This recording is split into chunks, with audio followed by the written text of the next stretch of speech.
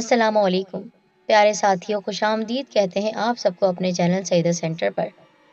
یہ کہانی یوں تو بہت پراسرار اور دل کو دہلا دینے والی ہے، لیکن دو محبت کرنے والوں کو ملوایا ایک جن ذاتی نے، لیا کس سے بدلا۔ چلے بڑھتے ہیں آج کی ایک اور نئی اور سچی کہانی کی جانب۔ مس مت کیجیے گا، شیئر کرتے ہی سبسکرائب کریں ہمارے چینل سیدہ سینٹر کو، اور مزید اپڈیٹس کے لیے بیل آئیکن کو دبانا ہرگز نہ بھولیں۔ زندگی اس قسم کے واقعات سے بھری رہتی ہے۔ کبھی ایسا ہوتا ہے کہ بہت کچھ ہماری سمجھ میں آتا ہے، اور کبھی ایسا ہوتا ہے کہ کچھ بھی سمجھ میں نہیں آتا کہ آخر کیوں ایسا کیوں ہوا۔ کون سی طاقت تھی جس نے کسی کو کٹ پتلی بنا کر رکھا، اور وہ کون ہے جس کی کشش دوسرے کو اپنی جانب کھینچتی چلی جاتی ہے۔ میں اب بوڑھا ہو چکا ہوں، لیکن یہ واقعہ اب تک میرے ذہن میں اسی طرح محفوظ ہے جیسے کل ہی گزرا ہو، حالانکہ اس واقعے کو برسوں بیت چکے ہیں۔ ہم مرزا پور میں رہتے تھے۔ یہ ایک چھوٹا سا قصبہ تھا، صرف ایک سڑک تھی جس کے دونوں جانب دکانیں بنی ہوئی تھی، اور جہاں ضرورت کا ہر سامان مل جایا کرتا۔ ہمارے قصبے میں ایک لڑکیوں کا اسکول تھا اور ایک لڑکوں کا۔ میٹرک کے بعد جس کو زیادہ تعلیم حاصل کرنا ہوتی وہ شہر کی طرف نکل جاتا۔ میں اسکول میں پڑھا کرتا تھا۔ لوکیشن ایسی تھی کہ لڑکے اور لڑکیوں کے اسکول ذرا سے فاصلے پر تھے، یعنی ہم لڑکے اسکول آنے جانے کے لیے اس راستے سے گزرتے تھے جس پر لڑکیوں کا اسکول تھا۔ میں 7ویں میں پڑھا کرتا، حالانکہ ہمارے علاقے کا ماحول ایسا نہیں تھا کہ حسن اور عشق کے روایتی جذبے جنم لے سکیں۔ اس کے باوجود آمنہ مجھے بہت اچھی لگنے لگی تھی۔ وہ قصبے کے ایک دکاندار رحیم اللہ کی اکلوتی بیٹی تھی، بہت خوبصورت اور چنچل۔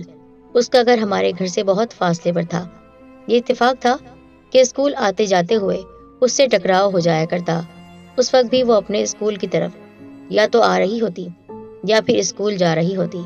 میرے ساتھ اور بھی کئی لڑکے ہوا کرتے، ان میں ایک افضل بھی تھا، قصبے کے رئیس وقار کا بیٹا۔ وقار صاحب جتنے شریف اور نیک انسان تھے، افضل ان کے بالکل الٹ تھا۔ ایک نمبر کا شرارتی اور جھگڑالو، خود سر قسم کا لڑکا تھا۔ اس کو اس بات کا غرور تھا کہ اس کا باپ ہمارے گاؤں کا سب سے دولت مند انسان ہے۔ کبھی کبھی اس کی حرکتیں بہت نازیبا ہو جاتی، وہ اشاروں سے بھی بدتمیزی کرنے لگا تھا۔ تو بات ہو رہی تھی آمنہ کی۔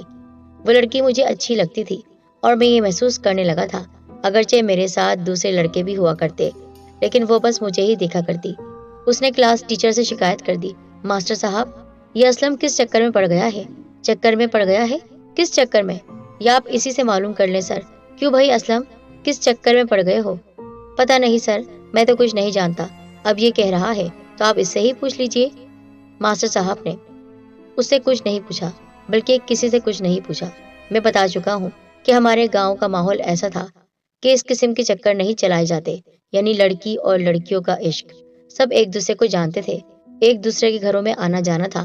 اچھا، تو وہ مجھے غصے سے دیکھنے لگا۔ واہ بیٹا، پول کھلنے لگی تو بکواس کرنے لگے۔ ابے کیسا پول؟ کس کا پول؟ سب جانتا ہوں، وہ لڑکی تجھے یوں ہی نہیں دیکھتی، کوئی نہ کوئی گڑبڑ ضرور ہے۔ حیرت کی بات ہے کہ ہماری عمریں ابھی زیادہ نہیں تھی، ہم 7ویں یا 8ویں کے طالب علم تھے، ہمارا ماحول بھی ایسا کھلا نہیں تھا، اس کے باوجود ہم اس قسم کی باتیں کرنے لگے تھے۔ میں اس گھٹیا انسان کو مارنا چاہتا تھا، لیکن دوسروں نے مجھے پکڑ لیا۔ اس طرح اس دن کے بعد سے میرے اور اس کے درمیان اس لڑکی کے حوالے سے ایک طرح کی دشمنی سے شروع ہو گئی۔ حالانکہ آمنہ سے میری بات چیت بھی نہیں تھی، ہم ایک دوسرے کو بس دیکھ لیا کرتے، اس سے زیادہ کچھ نہیں۔ اور اس گھٹیا انسان نے بلا وجہ بات کا بدنگر بنا دیا تھا۔ خیر، اس دن کے بعد سے ہم اس سے کھچے کھچے رہنے لگے۔ اس نے ہمارے گروپ کے ساتھ اسکول آنا جانا بھی چھوڑ دیا، بلکہ وہ دوسرے گروپ کے ساتھ شامل ہو گیا تھا۔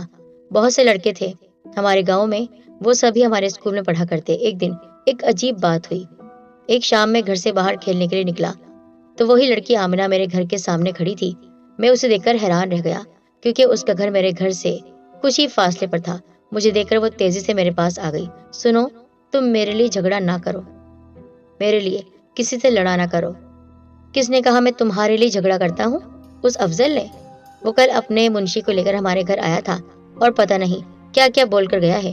میں تم کو یہی بتانے آئی تھی، تم یہ بتانے کے لیے اتنی دور چلی آئی؟ نہیں تو سامنے میری خالہ بھی رہتی ہیں۔ اس نے گھر کی طرف اشارہ کیا۔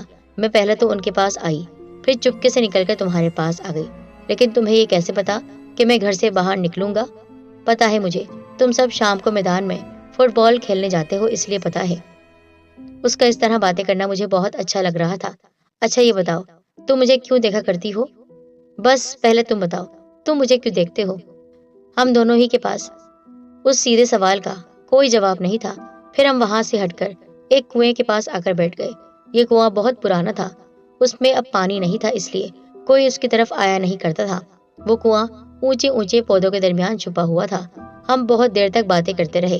یہ میری پہلی محبت کا پہلا دن تھا۔ ایسی سرشاری اور نشہ تھا کہ میں بتا نہیں سکتا۔ آسمان اور زمین ہمیں اپنی لپیٹ میں محسوس ہو رہے تھے۔ ہم نے کوئی خاص بات نہیں کی، بس ایک دوسرے کو دیکھ دیکھ کر خوش ہوتے رہے۔ میں نے ایک بار اس کا ہاتھ بھی تھام لیا اور بہت دیر تک اپنے ہاتھ میں لیے بیٹھا رہا۔ پھر وہ دوبارہ ملنے کا وعدہ کر کے چلی گئی۔ ویسے بھی ہمیں باتیں کرتے ہوئے بہت دیر ہو چکی تھی۔ میں اس شام کھیلنے بھی نہیں گیا۔ ایسی ترنگ کی کیفیت میں کھیل کی طرف کون دھیان دیتا؟ ساری رات میں خوشی سے سو نہیں سکا۔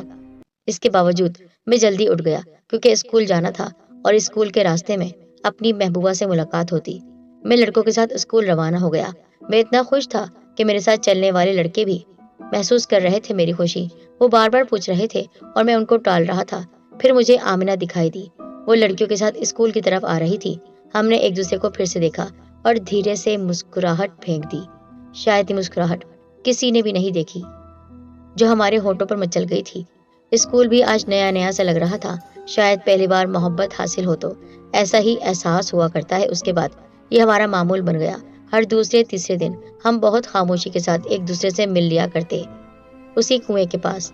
شاید برسوں کے بعد ہیر رانجھا اور لیلا مجنوں وغیرہ کی محبت پھر دہرائی جا رہی تھی۔ ایسا ہی سب کچھ اس زمانے میں بھی ہوتا ہوگا، اور جب محبت پروان چڑھ رہی ہوگی تو اس وقت کوئی رقیب یعنی دشمن، محبت کا دشمن درمیان میں آ جاتا ہوگا، جس طرح افضل ہمارے درمیان آ گیا۔ اس کمبخت کو نہ جانے ہماری ملاقاتوں کا پتہ کیسے چل گیا۔ ایک دن اس نے مجھ سے اس وقت بات کی جب ہم اسکول سے گھر جا رہے تھے۔ میں یہ بتا چکا ہوں کہ وہ ہمارے ساتھ نہیں چلتا تھا، بلکہ اس نے ایک دوسرا گروپ بنا لیا تھا۔ وہ اپنے گروپ کے لڑکوں کو چھوڑ کر ہماری طرف آیا اور مجھ سے بولا، سنو، میں تم سے ایک بات کرنا چاہتا ہوں۔ کیا بات کرنی ہے؟ مجھے تم سے ایک بات کرنی ہے۔ کیا بات کرنی ہے؟ ادھر آ جاؤ۔ اس نے ایک طرف اشارہ کیا۔ مجھے کیا ڈر ہو سکتا تھا؟ میں اس کے ساتھ ایک طرف آ گیا۔ ہاں اب بتاؤ کیا بات ہے؟ دیکھو، تم اس لڑکی کا پیچھا چھوڑ دو۔ مجھے پتہ چل گیا ہے کہ تم دونوں چھپ چھپ کر ملتے رہتے ہو، تو پھر تم کو کیا تکلیف ہے؟ تم کون ہوتے ہو اس کے بارے میں بات کرنے والے؟ اس کو میں بھی پسند کرنے لگا ہوں، وہ ڈٹائی سے بولا۔ اس کو تم چھوڑ دو، کیونکہ جو میری پسند ہوتی ہے اس کو کوئی ہاتھ بھی نہیں لگا سکتا ہے۔ کیوں؟ کیا تمہاری کوئی دوست ہے؟ کیا کر لو گے تم؟ ٹھیک ہے، دیکھ لوں گا۔ وہ غصے سے بولتا ہوا اپنے دوستوں کے پاس چلا گیا، جبکہ میں اپنے دوستوں کے ساتھ آ کر مل جل گیا۔ میرے ساتھیوں نے کوششیں کی کہ افضل کسی نہ کسی طرح اس قسم کی حرکتوں سے باز آ جائے، لیکن اس پر تو گویا جنون سے سوار ہو چکا تھا۔ اس کا سبب اب میری سمجھ میں آتا ہے کہ وہ اس زمانے سے خود کو بہت اعلیٰ سمجھتا تھا۔ اس کا باپ پورے قصبے کا، پورے گاؤں کا سب سے امیر آدمی تھا۔ افضل کے پاس بہت اچھے کپڑے ہوا کرتے، اس کے جوتے بہت مہنگے تھے۔ اس کے پاس ہر 2 مہینوں کے بعد کتابوں کے لیے نیا بیگ آ جاتا، جبکہ میرے پاس ایسا کچھ بھی نہیں تھا۔ پھر وہ لڑکی اس کی طرف متوجہ کیوں نہیں ہوئی؟ میری طرف کیوں دھیان دے رہی تھی؟ اور اب تو معاملہ دھیان سے بھی آگے جا چکا تھا۔ آمنہ سے تو میری باقاعدہ ملاقاتیں ہونے لگی، اور یہ سب افضل کو کیسے گوارا ہو سکتا تھا؟ اس لیے وہ خواہ کا رقیب بن گیا، میرے راستے میں آنے لگا۔ میں بتا چکا ہوں، گاؤں میں ایک بڑا سا میدان تھا۔ ہم لڑکے شام کے وقت اس میدان میں فٹ بال کھیلا کرتے۔ فٹ بال ہمارا پسندیدہ کھیل تھا کیونکہ اس میں اچھی خاصی ورزش ہو جاتی تھی۔ افضل تو اب ہمارے گروپ سے الگ ہی ہو چکا تھا، اس کے باوجود وہ فٹ بال کھیلنے کے لیے ضرور آیا کرتا۔ میدان کے دوسری طرف ایک کچا راستہ تھا جس پر اونچے اونچے درخت تھے۔ اس راستے پر ٹریکٹرز اور دوسری گاڑیوں کا آنا جانا لگا ہوا تھا۔ یہی راستہ آگے جا کر پکی سڑک سے مل جاتا۔ ایک دن نہ جانے کس طرح آمنہ اور افضل اس راستے پر ایک دوسرے کے آمنے سامنے آ گئے۔ یہ سب بعد میں معلوم ہوا کہ وہ اپنی خالہ کے بہانے ہی مجھ سے ملنے آ رہی تھی۔ اس گاؤں میں لڑکیوں کا اس طرح آنا جانا کوئی خاص بات نہیں تھی۔ اس زمانے میں غنڈہ گردی وغیرہ نہیں ہوا کرتی تھی، اور نہ ہی گاؤں میں کسی قسم کی واردات سننے میں آئی تھی، یعنی لڑکیوں کی عزت محفوظ تھی۔ پرامن ہمارا گاؤں تھا۔ بہرحال وہ دونوں ایک دوسرے کے سامنے آ گئے۔ افضل کے لیے یہ بہت اچھا موقع تھا۔ اس نے نہ جانے آمنہ سے کیا بدتمیزی کی کہ وہ بری طرح بھڑک اٹھی۔ اس نے افضل کو برا بھلا کہنا شروع کر دیا افضل بھی نہ جانے کس جنون میں تھا، اس نے آمنہ کو ایک زوردار تھپڑ مار دیا۔ وہ نازک سی لڑکی اس کا تھپڑ کھا کر ایک طرف جا گری، اس کا سر ایک درخت سے ٹکرا کر پھٹ گیا۔ وہ لہو لہان ہو گئی تھی، اگرچہ اسے زیادہ نقصان نہیں ہوا تھا سوائے سر پھٹ جانے کے، لیکن افضل نے جب اس کا خون آلود چہرہ دیکھا تو ڈر کر فرار ہو گیا۔ آمنہ خود ہی کسی نہ کسی طرح گھر واپس چلی گئی۔ اس نے افضل کا نام نہیں لیا، بلکہ یہ کہا کہ وہ گر گئی تھی اور درخت سے ٹکرا کر سر پھٹ گیا۔ اس کے سر پر کئی دنوں تک پٹی بندھی رہی، کچھ دنوں کے بعد ٹھیک ہو گئی۔ وہ تو مجھ سے بھی چھپانا چاہ رہی تھی، اس نے بتایا بھی نہیں کہ اس کے ساتھ کیا ہوا ہے۔ شاید اسے یہ خوف تھا کہ میں افضل سے جھگڑا کرنا شروع کر دوں گا، اس لیے اس نے مجھے کچھ بھی نہیں بتایا۔ پھر کئی دن گزر گئے اور وہ شام آ گئی جب وہ پراسرار واقعہ پیش آیا جس کے گواہ ہم سب ہیں۔ شاید میری طرح بہت سو کو آج بھی یاد ہوگا۔ ہم سب معمول کی طرح فٹ بال کھیلنے کے لیے میدان میں جمع ہوئے اور اس بار ہم نے آپس میں میچ کھیلنا تھا۔ دو ٹیمیں بن گئیں۔ افضل مخالف ٹیم میں تھا جو مجھے حسد، جلن اور غرور کی نگاہوں سے دیکھ رہا تھا۔ میچ شروع ہوا۔ فٹ بال میدان میں لڑکتا رہا، کبھی ادھر کبھی ادھر۔ میں بہت اچھا کھلاڑی سمجھا جاتا تھا۔ جب بال میرے پاس آتی تو میں عام طور پر گول کرنے میں کامیاب ہو ہی جاتا۔ اس دن بھی پہلا گول میں نے ہی کیا تھا۔ پھر بال افضل کے پاس گئی، وہ بال لے کر ہمارے گول پوسٹ کی طرف بڑھا۔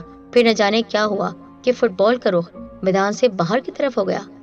افضل فٹ بال کے پیچھے تھا، اس نے فٹ بال کے پیچھے دوڑ لگا دی، لیکن فٹ بال حیرت انگیز طور پر، یعنی یقین نہیں آئے گا کہ وہ خود بخود میدان سے باہر اس طرح لڑکتی جا رہی تھی جیسے کوئی طاقت اسے کھینچ کر لے جا رہی ہے، یا کوئی اندیکھی طاقت، قوت، کوئی مخلوق اپنے پیروں سے فٹ بال کھیلتی ہوئی میدان کی طرف بڑھ رہی ہے۔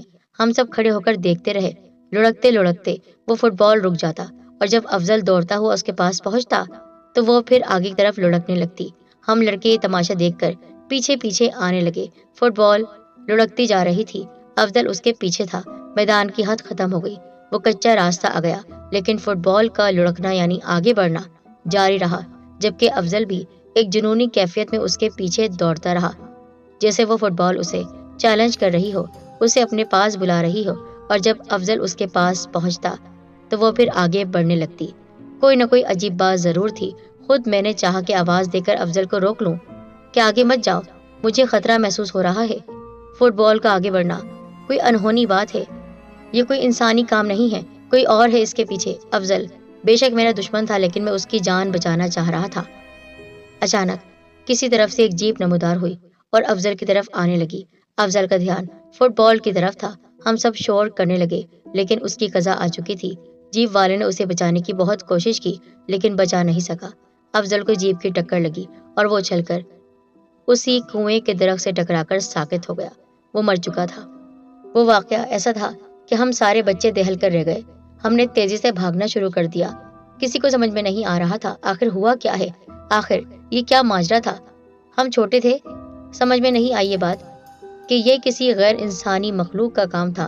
ہم تو یہ سمجھ رہے تھے کہ بس فٹ بال آگے بڑھتی جا رہی ہے اور کسی جیپ نے افضل کو ٹکر مار دی اور وہ موقع پر جاں بحق ہو گیا، اور میں اور میرے دوستوں نے وہ واقعہ اپنی آنکھوں سے دیکھا تھا۔ ہمیں یقین نہیں آ رہا تھا ہوا کیا ہے، آخر ماجرا کیا تھا، کیوں اس کو اس سڑک پر لے جایا گیا اور اس درخت کا راز کیا تھا۔ بہرحال زندگی یوں ہی گزرتی رہی، پر اکثر مجھے ایسا محسوس ہوتا کہ میرے ساتھ کوئی ایسی قوت ہے، کوئی ایسی طاقت ہے جو میری مدد کرتی ہے۔ پہچان نہیں پا رہا تھا میں نے آمنہ سے کہا، افضل جو ہماری بیچ کی دیوار تھا وہ ہمارے راستے سے ہٹ گیا ہے، اب ہمیں دل لگا کر پڑھنا ہے اور ایک دن میں تمہیں حاصل کر ہی لوں گا۔ ویسے تو حاصل کر ہی چکا ہوں، پر تم سے شادی کرنا چاہتا ہوں۔ یہ سن کر وہ بہت خوش ہوئی۔ اس نے کہا، ہاں میں تم سے محبت کرتی ہوں، اور افضل کی وجہ سے میں بہت ڈری ہوئی تھی۔ نہ جانے ایسا کیا ہوا کہ اسے ہمارے درمیان سے ہٹا دیا گیا۔ قدرت کی جانب سے یہ انہونی ہوئی ہے جس پر آج تک مجھے یقین نہیں آ رہا۔ بہرحال دن گزرتے گئے اور ہم جوانی کی حدوں کو چھونے لگے۔ پھر میں نے اپنی والدہ سے بات کی اور آمنہ کے پاس وہ رشتہ لے کر گئی۔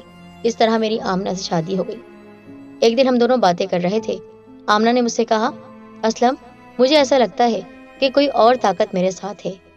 کیا مطلب مجھے ایسا محسوس ہوتا ہے کہ جس دن افضل نے مجھے مارا تھا۔ افضل نے تمہیں؟ کب؟ کس دن؟ تم نے مجھے کیوں نہیں بتایا؟ ارے میں ڈر گئی تھی، تم بلا وجہ اس سے لڑتے اور لڑائی جھگڑے میں کہیں خون خرابہ نہ ہو جاتا۔ وہ ویسے ہی امیر باپ کی اولاد تھا، اور تم جانتے ہو نا کہ وہ کتنا ضدی اور جنونی تھا۔ خدا نخواستہ کوئی غلط حرکت کر بیٹھتا تو میں تو تمہیں کھو دیتی۔ بس تمہاری جان اور سلامتی کے لیے میں نے تمہیں یہ بات نہیں بتائی۔ اچھا اب بتاؤ، تفصیل سے بتاؤ، تمہیں یاد ہے نا کہ مجھے چوٹ لگی تھی؟ میں نے کہا تھا کہ درخت سے ٹکرا گئی ہوں۔ ہاں، تم نے یہی کہا تھا۔ دراصل وہ افضل کی وجہ سے ہوا تھا۔ افضل نے تمہیں دھکا دیا تھا؟ ہاں، وہ میرے ساتھ زیادتی کرنا چاہتا تھا۔ پہلے تو وہ مجھے منا رہا تھا اور کہا کہ اسلم کو چھوڑ دو، اور وہ تمہیں کچھ بھی نہیں دے سکے گا۔ جو آسائش، جو آرام میں تمہیں دوں گا، رانی بنا کر رکھوں گا، بس میری ہو جاؤ۔ اور میں نے صاف انکار کر دیا کہ میں تم سے محبت کرتی ہوں۔ یہ بات سن کر وہ طیش میں آ گیا اور اس نے مجھے زوردار دھکا دیا، جس کی وجہ سے میں درخت سے ٹکرا گئی اور زخمی ہو گئی۔ مجھے یہ بات نہیں پتا، لیکن میں پھر بھی اس راز سے پردہ اٹھانا چاہتی ہوں۔ کئی سالوں سے عجیب کشمکش میں ہوں۔ وہ ویسے تو مجھے کوئی نقصان نہیں پہنچاتا، لیکن پھر بھی انسان کے ساتھ اگر کوئی غیر انسانی مخلوق ہو، یعنی کوئی ایسی طاقت، جن یا بھوت یا روح، تو انسان ویسے ہی خوفزدہ ہو جاتا ہے اور مجھے اکثر ڈر لگتا ہے۔ تو اس کا مطلب ہے کہ ہمیں کسی بہت بڑے عامل کے پاس جانا چاہیے۔ ہاں، مسجد میں جو امام صاحب ہیں وہ ہمیں اس بات کا پتہ دیں گے۔ پہلے تو ہمیں ان سے پوچھنا چاہیے۔ اور پھر میں مسجد کے امام صاحب کے پاس گیا۔ ان کے سامنے میں نے اس بات کا ذکر کیا جو مجھے آمنہ نے بتایا تھا۔ انہوں نے کہا، اس کے لیے تمہیں کسی عامل کے پاس جانے کی ضرورت نہیں ہے، اس راز سے میں خود پردہ اٹھا دیتا ہوں۔ دراصل اس کنویں کے پاس جو درخت ہے، اس درخت پر بہت سے جنات رہتے ہیں، اور ان جنات میں ایک عورت بھی ہے، پر وہ کوئی خبیث عورت نہیں ہے۔ اس نے آج تک کسی کو نقصان نہیں پہنچایا ہے۔ اگر وہ کسی کے ساتھ زیادتی ہوتی دیکھتی ہے تو سچ میں اس کی مدد کرتی ہے۔ اور آمنہ کے ساتھ کیونکہ زیادتی ہوئی تھی اور اس کو تنگ کر رہا تھا افضل، تو اس کی حفاظت کے لیے اس نے اس وقت بچا لیا تھا اسے، ورنہ سچ میں آمنہ کی موت ہو جاتی، کیونکہ درخت سے اس کی ٹکر بہت زور سے لگی تھی۔ پر اس کے بعد سے افضل کے برے دن شروع ہو گئے، اور فٹ بال جو لڑک رہی تھی اور میدان سے ہوتی ہوئی سڑک کے پاس آئی اور سڑک سے درخت کے پاس، وہ اسی جنزادی کا کمال تھا۔ تو وہی ہماری حفاظت کرتی ہے۔ ہاں، کیونکہ وہ تم دونوں کی دشمن نہیں ہے۔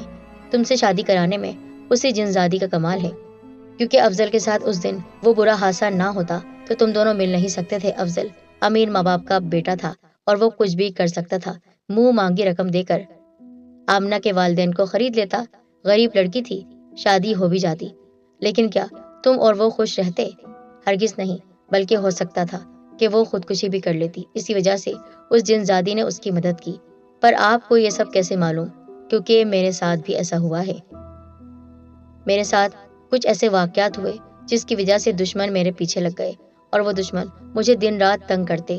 میں نے کسی سے اس بات کا ذکر نہیں کیا، لیکن یہ بات سچ ہے کہ اس درخت کے پاس جا کر مجھے میرا مسیحا ملا، اور وہی جنزادی سب کی مسیحا ہے۔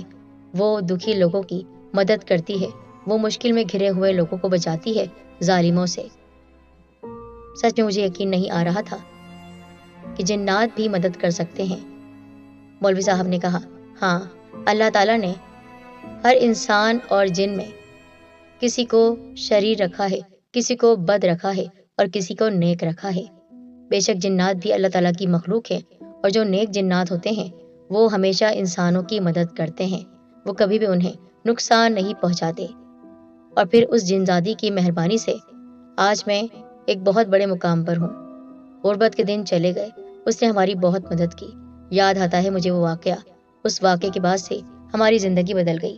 میں اپنی محبت کے ساتھ ہوں، صرف اس جنزادی کی وجہ سے۔